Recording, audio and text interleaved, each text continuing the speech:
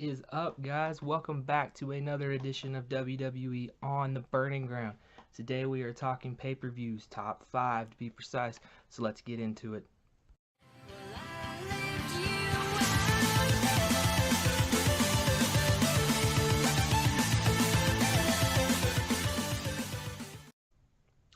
What is up, guys? I am Blaine. This is the Burning Ground, and with Clash of Champions just right around the corner, we are closing the door on pay-per-views for 2017.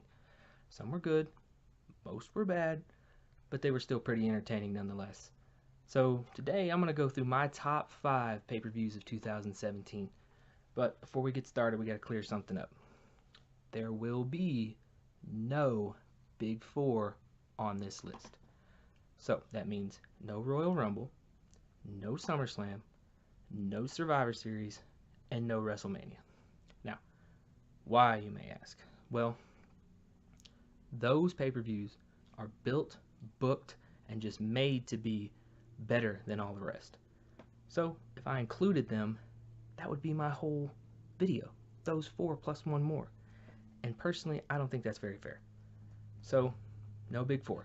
Only regular pay-per-views, no Big 4. So, with that being said, let's get into number 5.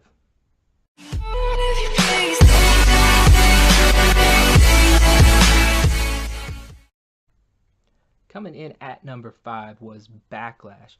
Now, Backlash was a SmackDown pay-per-view, and it took place on May 21st in Chicago. Now, let's be honest, Backlash was not that good.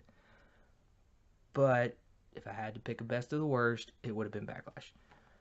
Really, there's only 2 things that happened at this pay-per-view that pushed it above the other ones. And the first one was Kevin Owens versus AJ Styles. Now, I'll say this all day, every day, anytime I talk about these two. They are probably 2 of the best performers in the world. And their match at Backlash was awesome. It was for the United States title, and it was great. Do I like how it ended? No. AJ Styles getting caught up in the announce table for a count-out loss? That's pretty dumb, if you ask me. But the other thing that pushed this pay-per-view above the rest was actually, don't hate me for this, Jinder Mahal winning the WWE title. Hold up, wait, before you start going crazy on me, let me tell you why. I'm a big fan of opportunity. I like to see new champions. I like to see people come from nothing and go to something. And that's what they did with Jinder. They gave him an opportunity, and they pulled the trigger and tried something new. They gave him a chance. Did they do well with him after Backlash? No, not really. But it's that simple fact that they took a chance on Jinder and gave him the title. So, because of that, because of those 2 reasons, Backlash is number 5. So, let's move on to number 4.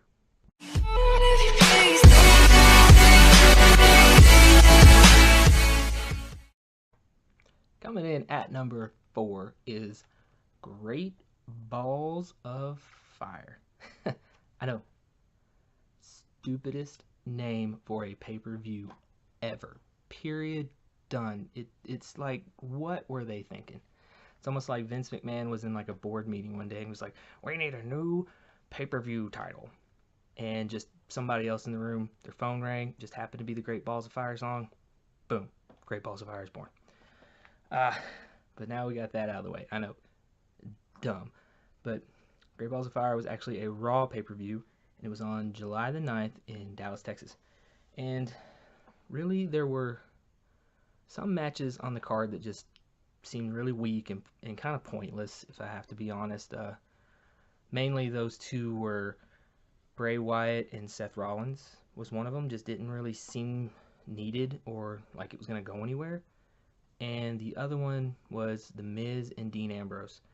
And because, I say those 2 because we had already seen them wrestle for the IC title at least 7,000 times by now.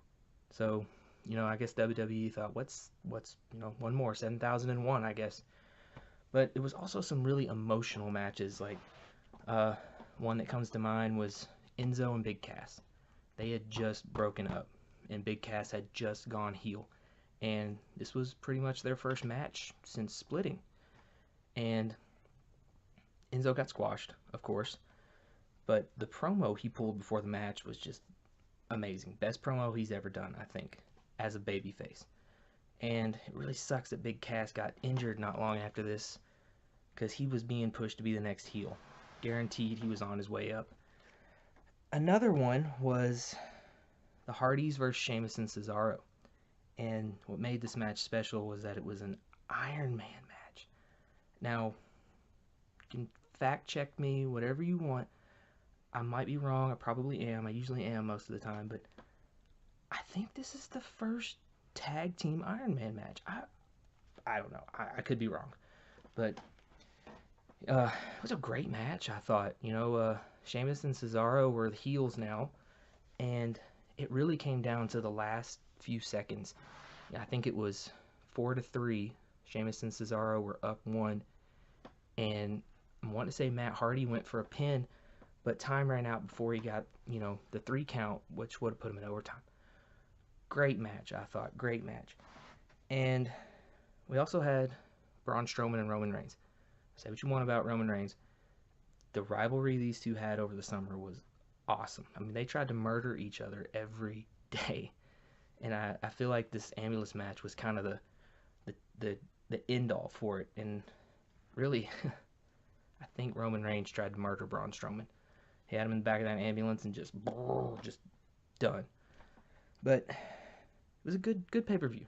Not good enough to be up in the top, but good enough to get itself there. It was entertaining.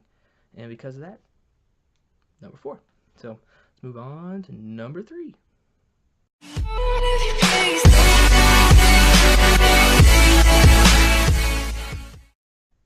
Coming in at number 3 is another Raw pay-per-view, and that is Payback.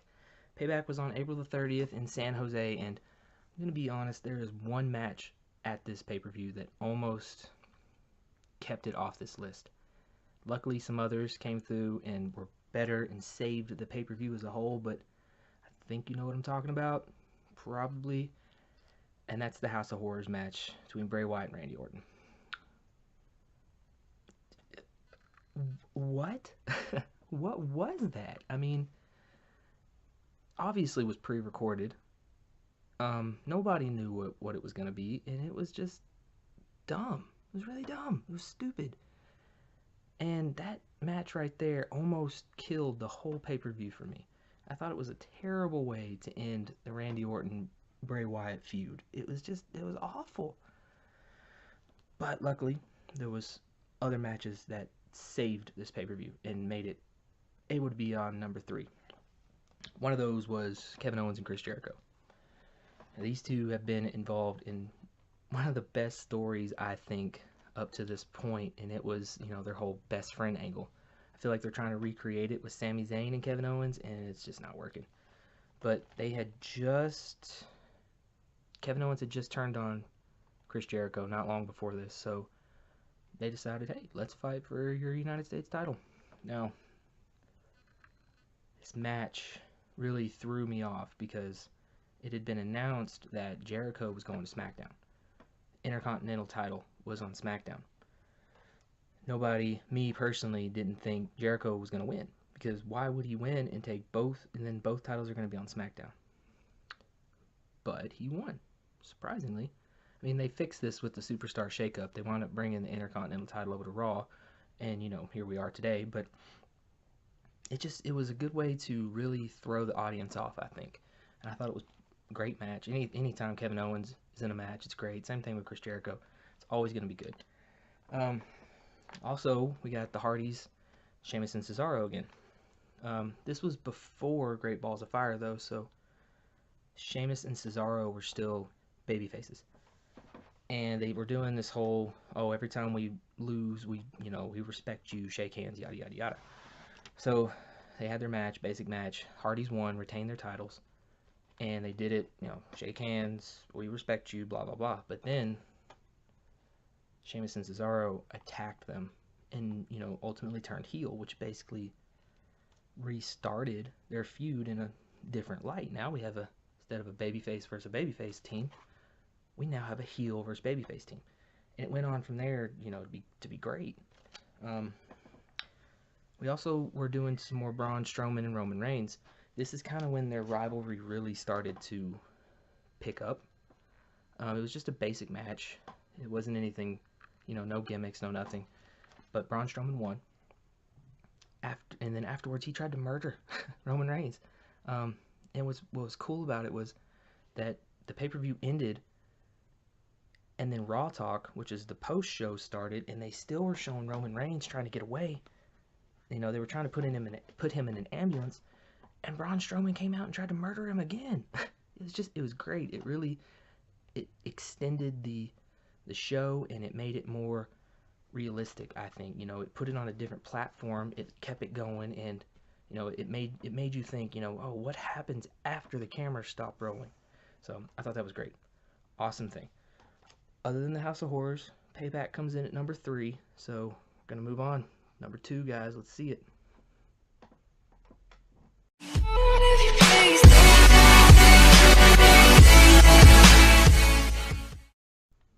Coming in at number 2, guys, is the Elimination Chamber.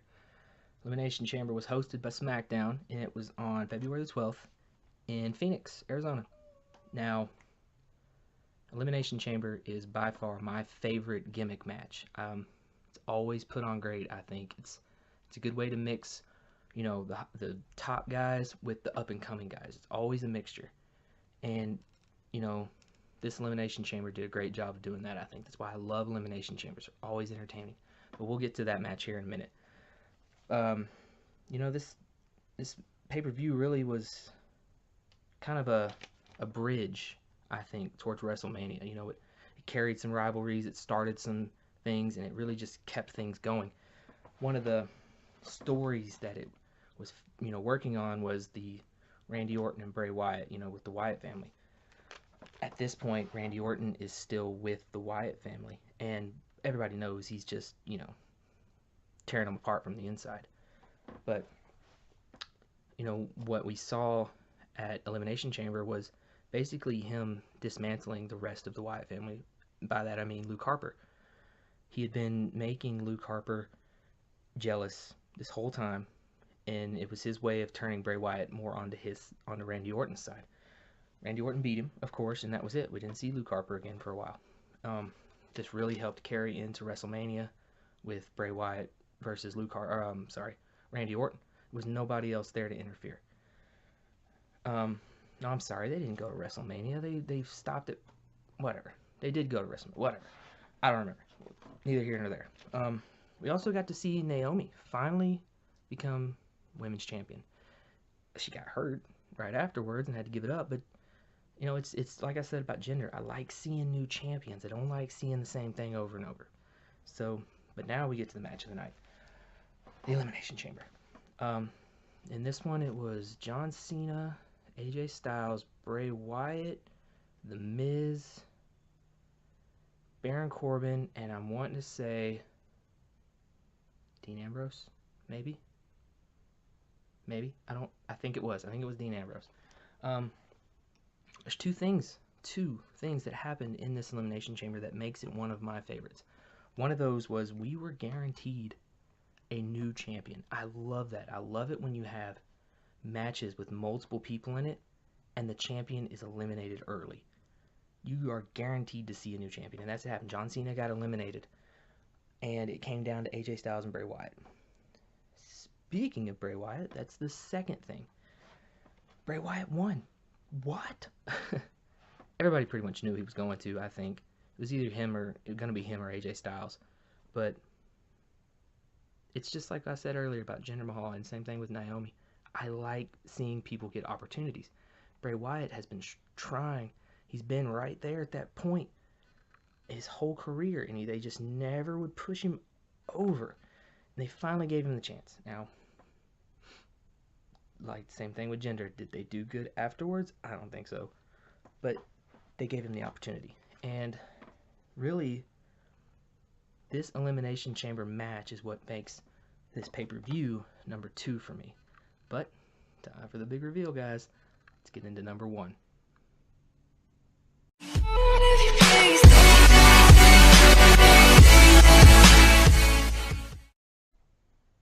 coming in at number 1, guys. Number 1 is TLC. Why TLC? Well, let me just go down a quick list here for you. 1, Kurt Angle returned. Oh, what? What? Kurt Angle? 2, we got a Shield reunion. Kinda. 3, we had a super chaotic main event. What else? We had Asuka. Asuka debuted at TLC. What else? We had Finn Balor facing AJ Styles. I mean, everything about this pay-per-view was just great to me. And there was some slow spots, but for the most part, this was just an amazing pay-per-view. And, luckily, it all came down to some people getting sick. Originally it was supposed to be the Full Shield, which would have been great nonetheless, but the Full Shield versus Kane, Miz, Sheamus, Cesaro, and Braun Strowman. That's a lot of people on one team, but it was going to be a tables, ladders, and chairs match, but Roman got sick. So what do? They bring in mother effing Kurt Angle. That just was amazing to me. And the main event was super chaotic. I mean, you had Kane going nuts and deciding he wants to kill Braun Strowman, and then Braun Strowman going crazy and deciding he wants to kill his whole team, and the Miz is just back like, oh my god, what is going on? I loved it. I loved every minute of it. And like I said, we also got Asuka. Asuka is right now my favorite women's wrestler.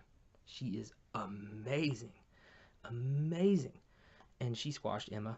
So, R.I.P. Bye, Emma. We also got AJ Styles. And AJ Styles was put in this. He's actually a SmackDown guy, but he was put in this because the same thing with Roman. Bray Wyatt, who was supposed to face Finn Balor, was sick. So, but what do we get instead? We get 2 former leaders of the Bullet Club fighting each other. And it was great. The only thing that could probably top that is AJ Styles versus Shinsuke. That's going to happen. We know eventually. So, it was just a great pay-per-view. And it's one of the ones that I have actually gone back and watched again, because it was so nostalgic and just so entertaining. And I loved every minute of it. Even the stupid Jason Jordan and Elias bits were just great to me. So, there you have it, guys. That's 5. 1, 2, 3, 4, 5. My top 5 2017 pay-per-views. We got Clash of Champions in a couple weeks. December 17th, I think. So, maybe it might push one of these off. It might push Backlash out of the 5th spot. Who knows? It could be amazing and take TLC out. I doubt it. But who knows? You never know until we see it. So, but until then, guys, until next time, enjoy you. Enjoy your life. Be happy, have fun. Until next time, see ya.